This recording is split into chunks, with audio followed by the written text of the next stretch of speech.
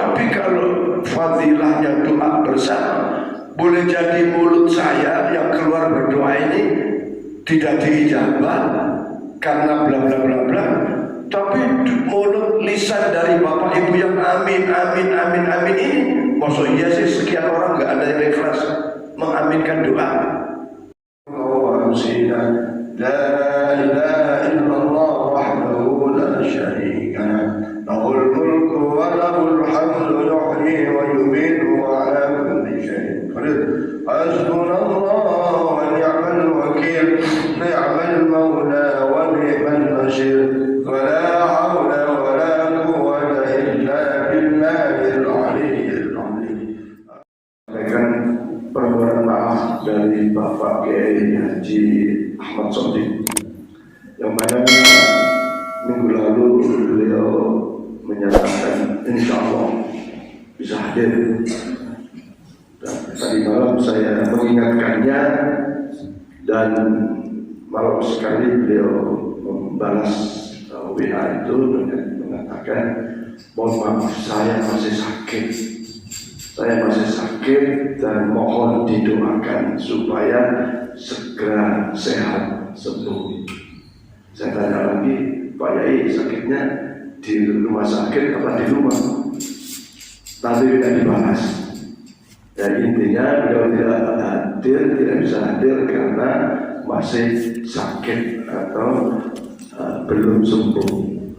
Maka mari kita secara khusus kita membaca suratul Fatihah, mudah-mudahan beliau segera disembuhkan oleh Allah Subhanahu wa taala sehingga sehat seperti semula, dapat melaksanakan berbagai tugas-tugas beliau sebagai pimpinan pondok pesantren Khulafaur Rasyidin sekaligus dalam rangka menyampaikan ilmu atau dakwah.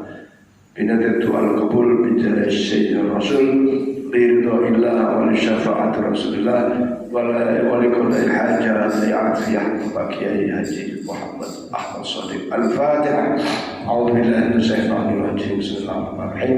Alhamdulillahir rahmanir rahim. Maliki yaumiddin. Iyyaka na'budu wa iyyaka nasta'in. Shiratal mustaqim. Shiratal ladzina an'amta 'alaihim ghairil maghdubi 'alaihim waladdallin. Amin. Bapak Ibu sekalian, jadi saya kembali duduk untuk mengikuti pelaksanaan kuliah subuh ini. Mudah-mudahan Ibu Bapak tidak bosan karena saya lagi. Pak Tahir nasihat juga untuk duduk di sini. Ini duduk kadang-kadang gemetar, ya, duduk begini kadang-kadang gemetar karena harus menghadapi ibu-ibu, bapak-bapak dan menyampaikan sebuah ilmu. Sebelumnya saya kembali ingin sampaikan, kami atas nama pengurus masjid mengucapkan jazakumullah khairal katsira, jazakumullah khairal jazaa. Pada Jumat lalu kami sampaikan masjid benar-benar membutuhkan dana untuk membayar beberapa utang dan pendanaan menara. Dan waktu itu saya sampaikan kalau ada kita akan melakukan pinjaman lunak waktu subuh, hari Jumat subuh. Dan alhamdulillah belum sampai 1 kali 24 jam sudah ada yang datang ke saya, datang ke pengurus menyampaikan kesediaannya untuk memberikan pinjaman lunak yang bayarnya terserah pengurus masjid, ya. Dan alhamdulillah beliau bersedia memberi pinjaman sebanyak 25 juta rupiah. Alhamdulillah nanti insya Allah cair hari Senin besok, dan kami sudah buatkan hitam di atas putihnya sebagai sebuah tuntunan dari Rasulullah. Kalau utang piutang itu seyogianya ada hitam di atas putih, bahkan ada saksinya, ya. Terus kalau yang utang itu belum misalnya janji nih sebulan, ternyata benar-benar nggak pura-pura, belum bisa. Allah berfirman, "Dzu usratin ila maisha." Yang menghutangi itu harus legowo untuk diberi maisha, diberi penundaan, nah, gitu ya. Tapi ini insya Allah karena hutang masjid menjadi tanggung jawab kita semua sebagai umat Islam. Ya, mudah-mudahan nanti hari Senin bisa terus. Yang kedua, khusus untuk kebutuhan bayar pembiayaan menara, ya, karena menara ini kan dibuat selesai harus dibayar. Nah, kekurangannya sekitar 65 juta rupiah. Dan alhamdulillah sudah ada yang bersedia membayarnya sebanyak 65 juta rupiah dalam minggu besok, ya, dalam minggu-minggu. Ini kan minggu terakhir, ya, minggu besok. Maka alhamdulillah syukurillah doa-doa kita diijabah oleh Allah Subhanahu wa taala sehingga kepentingan syiar-syiar agama Islam dapat terpenuhi, terlaksana. Karena memang masjid ini kan baru, ya. Belum 5 tahun kita bangun masjid, dan secara keseluruhan ya biasanya kelazimannya masjid itu ya ada masjid, ada kubah, ada menara. Itu menjadi satu kesatuan yang menjadi keindahan. Kemudian masjid kita khususnya Besar, kita lihat kan pagarnya masih kayak gitu, ya, pagarnya kayak gitu. Ini sudah menjadi program dari pengurus masjid. Pagarnya akan kita ganti. Yang kedua, halamannya juga masih kayak gitu. Kalau kita lihat masjid-masjid yang sudah lama, itu halamannya bagus, halamannya enak. Ya, ibarat kita lesehan di halaman masjid itu enak gitu, ya, bersih, ya, bersih. Maka nanti juga akan ada setelah menara, setelah TBA ini siap-siap ada pembangunan pagar, kemudian ada halaman masjid. Kami sangat-sangat meyakini innallaha ghaniyun, Allah Maha Kaya. Nah, kita minta kepada Allah Subhanahu wa taala. Maka doa kita ini kan Allahumma ya ghani, ya muhdi, ya razzaq, ya wahhab. Ya Allah, Engkau Maha Kaya, Al-Mughni, Engkau yang Maha memberi kekayaan.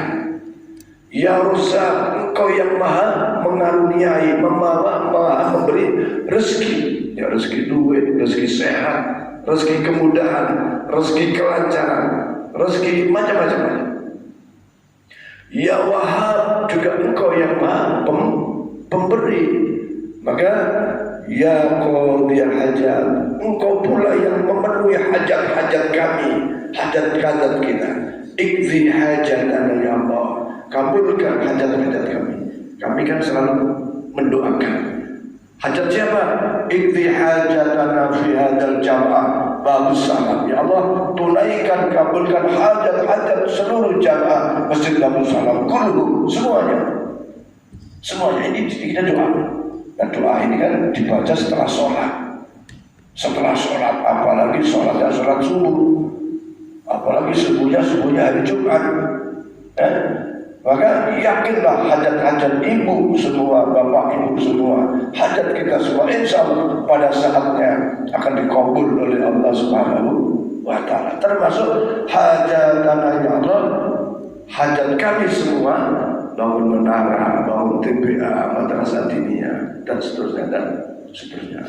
Ada yang nanya di jamaah kita nih ke saya, Pak Ustaz, kalau pada saat Pak Ustaz baca hajatana fi hadzal jamaah kullu, boleh nggak saya niat dalam hati ini hajat anak saya supaya sembuh? Ya boleh, boleh.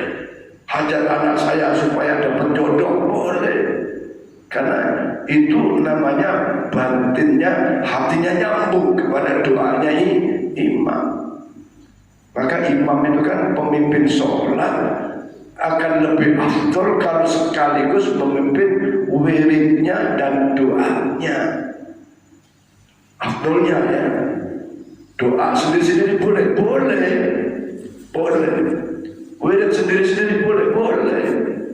Tapi bayangkan kalau doa pribadi, ya doa pribadi artinya doa sendiri. Kadang-kadang tuh, ya keikhlasannya luar biasa, macam-macam. Ya, fadilahnya doa bersama. Boleh jadi mulut saya yang keluar berdoa ini tidak diijabah karena bla bla bla bla, tapi mulut lisan dari bapak ibu yang amin amin amin amin ini, maksud iya sih sekian orang nggak ada yang ikhlas mengaminkan doa. Maksud saya nggak ada yang ikhlas datang ke masjid.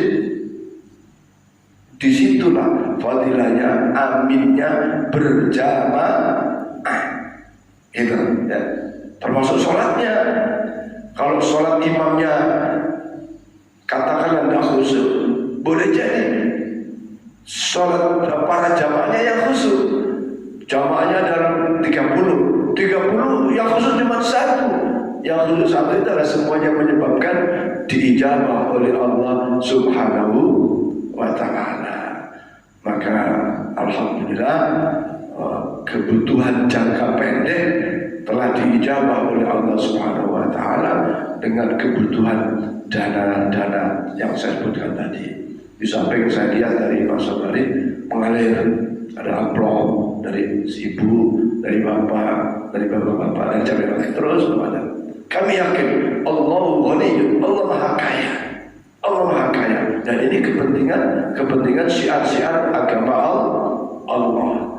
Nah, kami pengurus ya hanya karena pembangunan menara, madrasah diniyah, TPA, pagar dan hal-hal itu sudah menjadi keputusan pengurus dan jamaah pada saat rapat di Hotel Darau. Ya kami hanya melaksanakan saja. Kami melaksanakan. Ya, terus kami menyampaikan, kami mengingatkan, ya sudah ada yang respon, alhamdulillah. Yang respon itu kan hakikatnya datang dari Allah Subhanahu wa ta'ala. Allah buka hatinya. Ya. Bagi yang ada kelebihan, yang enggak ya enggak apa-apa. Tapi saya lihat kotak amal ini ada peningkatan. Yang sering saya bilang kalau biasa 2.000 karena kebutuhan masjid, 4.000, 5.000, 10.000 dan seterusnya. Yang nggak bisa jutaan ya ribuan saja tidak apa-apa. Yang memang tidak dipaksakan.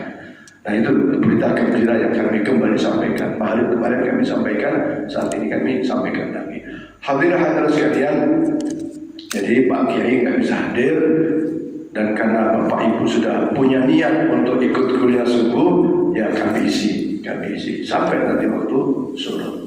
Pada kesempatan pagi ini ada dua hal yang ingin kami sampaikan. Yang pertama adalah tentang hikmah-hikmah umroh, hikmah-hikmah manasik haji, dan yang kedua tentang spirit kurban. Nah yang ketiga adalah ya tanya jawab bagi Bapak Ibu yang ingin bertanya. Silakan dipersiapkan pertanyaannya supaya yang tadinya ragu menjadi tidak ragu. Dan insya Allah jawaban-jawabannya tidak keluar dari teks-teks syariat Islam. Ya.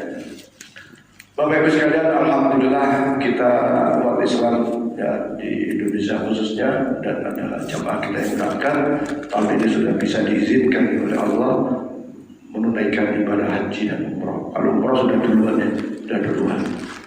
Nah, mudah-mudahan walaupun tahun ini masih dibatasi jumlah peserta jamaah hajinya, mudah-mudahan tahun depan bisa lebih banyak lagi. Kalau tahun ini Indonesia hanya 100.051,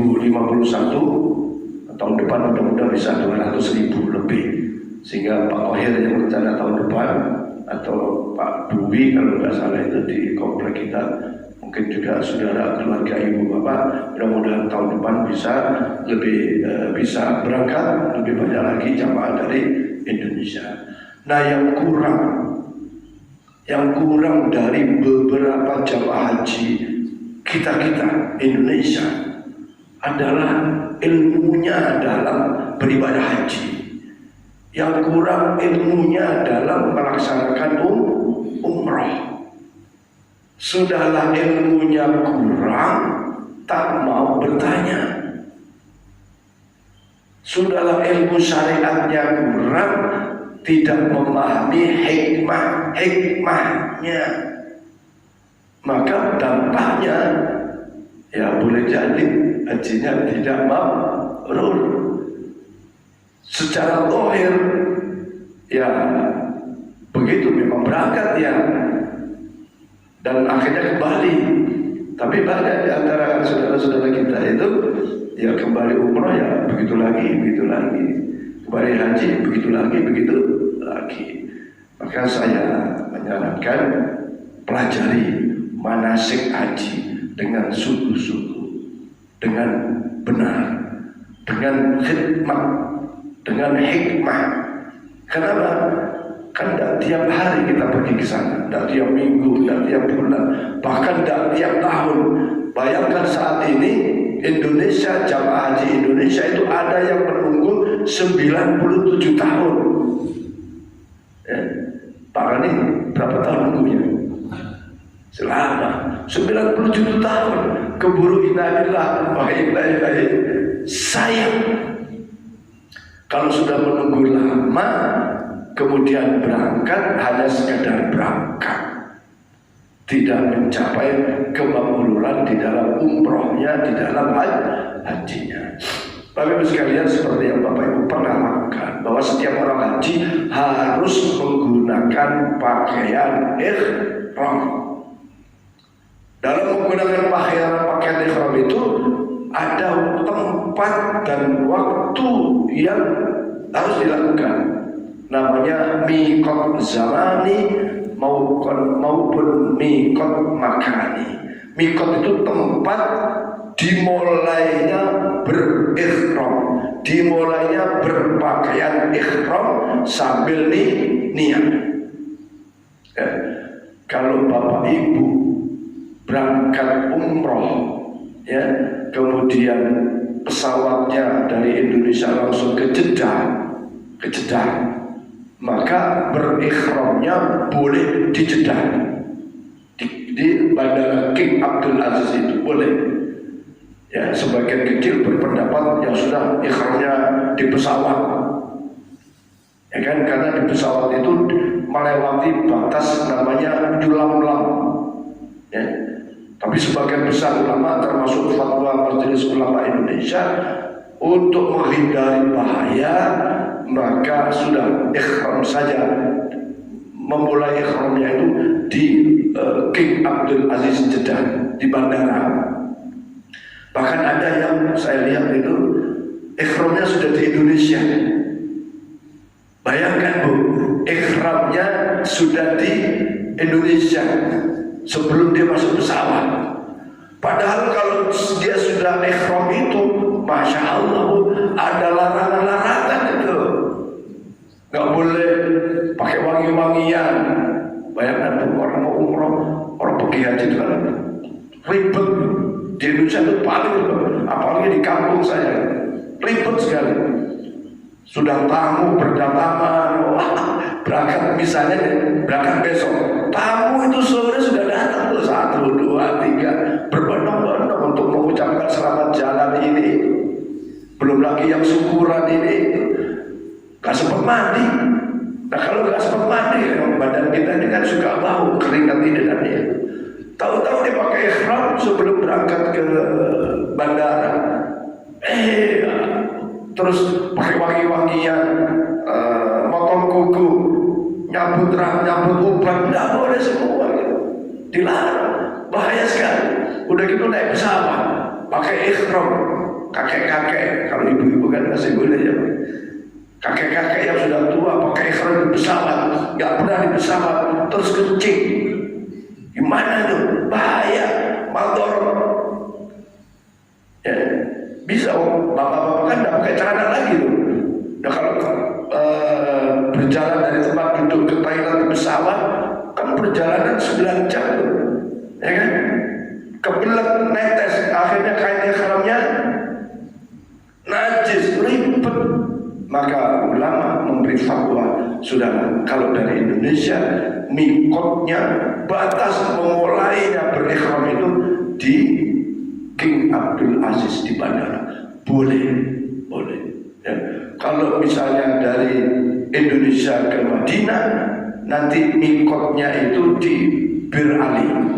Batas memulai berikhram itu di Masjid Bir Ali. Itu dari Mekah ke Bir Ali itu, dari Madinah ke Bir Ali itu kira-kira 12 kilo naik bis ya. Di situ memulai berihram, berpakaian ihram sekaligus niat. Nah, Pak Haji Mulyadi sudah hafal karena udah sering. Niat di situ. Setelah niat dengan berihram itu, maka sudah mulai larangan-larangan berlaku di situ. Ya, seperti tadi banyak larangan-larangan bagi yang berihram. Oke, larangan-larangan itu bisa dipelajari. Nah, apa makna berpakaian ihram ini? Nah, di sini harus kita pahami. Ibu-ibu sekalian, sesungguhnya ibadah haji dan umroh itu merupakan simbol-simbol dari syariat agama Islam. Simbol-simbol dari hududullah, ketentuan Allah. Orang yang sedang berihram itu makna hakikatnya adalah dilarang melakukan hal-hal yang muharramah, yang dilarang oleh syariat agama. Ya kan? Nah, di dalam haji, di dalam umrah, dalam larangan ihram itu satu, misalnya nggak boleh potong kuku, ya kan? Nggak boleh pakai wangian, tidak dilarang membunuh binatang, bahkan tumbuh-tumbuhan pun tak boleh ditahu-tahu dicabut daunnya. Kan orang suka iseng misalnya kan, nggak boleh dalam saat keadaan ihram seperti menikah, nggak boleh, ya, apalagi berhubungan suami istri sedang berihram, nggak boleh, walaupun istri itu halal bagi suami dan sebaliknya, nggak boleh, ada larangan-larangan.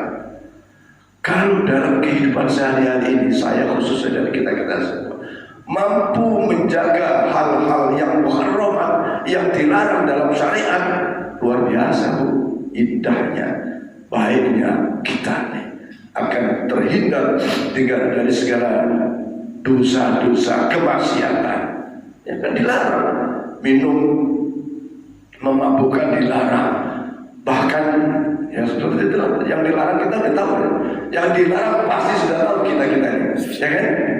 Yang subhan aja kita kadang sudah tahu, ya. Maka kalau kita bisa menghindari hal yang dilarang oleh syariat agama, ya, misalnya menghibah, memfitnah, mengadu domba, menyakiti, menghina, waduh, banyak yang dilarang oleh syariat agama. Kalau itu kita bisa hindari, insya Allah kita menjadi orang yang sempurna, orang yang kamil. Makna berpakaian ihram yang kedua adalah sesungguhnya Allah ingin supaya hambanya ini apa adanya. Ya, kenapa? Karena pakaian itu adalah sesuatu yang dapat menumbuhkan ketakabburan, kesombongan. Ya, kalau raja-raja itu kan pakai pakaian kerajaan, ya, pakai apalagi pakaiannya yang mahal-mahal. Ibu punya kain saja, kalau cuma diselendangin, digerubungin, itu berbeda ibu menggunakannya pada saat ibu pakai pakaian yang sudah dijahit, yang sudah berbentuk, apalagi mahal. Ya. Ada suatu ketika di kampung saya, orang sholat pakai sarung biasa, tapi yang satunya pakai sarung merek BHS. Tahu BHS ya? Itu mahal tuh sarungnya. Tapi sekarang sudah ada yang berlaporan. Dulu mahal, satu sarung BHS itu yang asli jutaan sarung. Nah, itu menjadi indikator status sosial seseorang. Ya. Pak Haji ini pakai jas dengan pakai, kadang-kadang pakai sholatnya baju biasa aja tuh Pak Haji itu. Kalau pakai jas ini lebih ganteng ya Bu Haji, lebih ganteng loh, gagah pakai jas, menimbulkan apa ya, kesombongan. Padahal pakaian sholat itu sesungguhnya di dalam sunnah Rasulullah itu disebut sebagai sunnah adiyah, sunnah yang dari kebiasaan seseorang, dari kebiasaan suatu tempat. Rasulullah itu sesungguhnya kalau dalam berpakaian antara pakai izar sarung dengan pakai gamis, sering pakai gamis. Ya kayak Pak Tahir, kayak gamis. Ya. Kalau imam itu yang di sini, yang duduk. Ya. Nah, pakaian gamis dan sarung ini kebiasaan Rasulullah SAW. Cuma sunnah yang adiyah ini boleh dipakai, boleh enggak. Ya, saya belum pernah lihat Pak Abdurrahman ini pakai sarung, dia pakai celana. Kalau dulu zaman penjajah haram kata ulama. Ya, kenapa? Tasabuh dengan penjajah. Tapi karena penjajahnya sudah nggak ada, ya boleh. Intinya menutup aurat. Tapi kalau ulama dulu merasa nggak boleh karena pada saat itu sedang ada penjajah. Sampai segitunya ulama memberi fatwa terhadap pakaian. Saya sendiri sering pakai pakaian celana ada panjang. Jadi kembali kepada apa tadi?